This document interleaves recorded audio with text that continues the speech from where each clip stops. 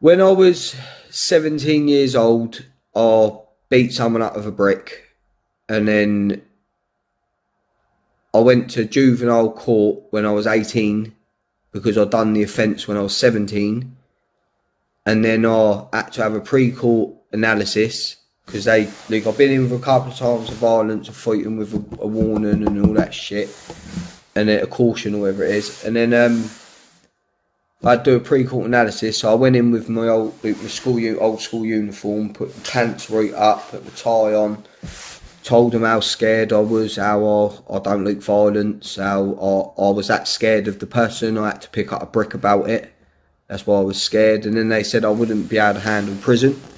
Then I had a letter from Man United Scouting Academy, because Man United don't scout their south, asking for my fixtures for a team that I played for. So when I showed them that letter and pre-court analysis, I was looking at 2 years in juvenile, but then I got away with 9 months probation, so many hours victim awareness, so many saying house probation, victim awareness, and I don't know what the other thing was, but then the probation had to go up to college for 4 hours every week on the weekend.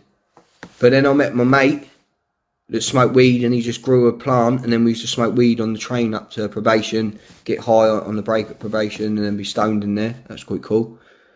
And then I was meant to write a letter of apology to the person, and I said, I ain't writing a letter of apology. I said, look, I've been honest with everything I've said I've done. I've pleaded guilty. I said it all. But if I had to smash a brick in his head again, I'll smash a brick in his head again. He deserved it. Do you know what I mean? So I'm not writing a letter of apology. And they accepted that. Fair play. When I went to not the probation, the other thing, like the victim awareness thing, the main thing with the victim awareness thing is that when I went in there, I said, there's the right, so what do you do now? I said, well, I play semi-professional football. I work during the week. And then the bird went, you don't need to be here. I went, what? She went, we're wasting your time. She went, I'll mark you in every single day. She went, just go.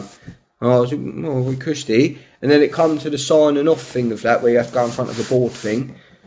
And then I turned out, and there was like, what are you, what are you doing here? I said, well, I thought I had to sign off and that. I said, no, we was going to sign off. I said, well, I just wanted to be polite and come sign off and that. So cushy. And then, yeah, after that, I've had, I've had, like, coke and all the shit around me, gone through that fighting, clubbing, and, do you know, like, just being fucking council estate fucking scumbag about it, you know what I mean? Like, but a lot of, when you fuck about with people from your own environment, the police don't get involved, you know what I mean? Because no one's ringing the police, and we were having a fight about it, and we were having rucks about it. Shouldn't have took my shit, shouldn't have done this, shouldn't have had that, and we're going to sort it. And fair play to down here, we sort shit down here. We're old school in my little area, do you know what I mean? It's been handled cushy, do you know what I mean? I've swung fucking samurai swords at my front door at people, do you know what I mean? Like, brother banging their heads off brick walls and that. They're always a brick, always a brick. But it's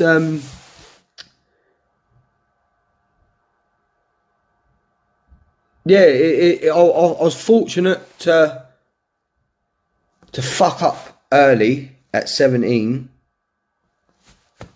Fortunate then to then get treated like a juvenile when I was 18. Because then if I was 18,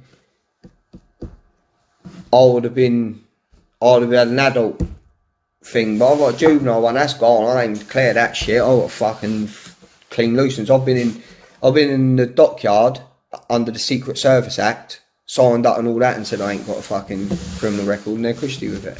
So if they're all cushy with it in the dockyard, and then it's sweet. So that's handy. But yeah, drug driving, got caught over the limit on weed.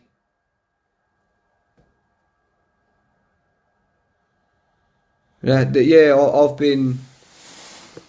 When all my mates got 2 years for the Southampton Pompey violence, because all my mates all love all the 657 shit, and that my family's in it, and like the lot. Do you know what I mean? Like, I didn't go down there because I knew you'd end up getting arrested. I knew it. Do you know, like, that brush with the police, with the brick and that, fucking what woke me up. Fucking woke me up to be not to stop doing anything. Just fucking woke me up to understand the seriousness of the situation, to just operate a little bit smarter. And then I didn't go down to none of the football violence, and then all my mates got stormed out of their house at 5 o'clock in the morning, all been recorded fighting and doing all the shit, all got 2 years. Swear you've been banned for driving from the bud. Yeah, I've got a year's drug driving. That was a year or so ago, wasn't it? 2 years ago, something like that on here. But I had to walk around. I couldn't tell my contracts people that I lost my licence and that, because I'd lose my job. So I walked to work, got South Fade insured on a van,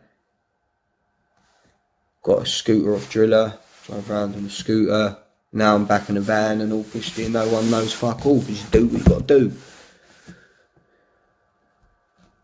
But yeah, I ain't ever been banged up. Never pretend to have been, or never play and act tough like you know anything about it, because I don't.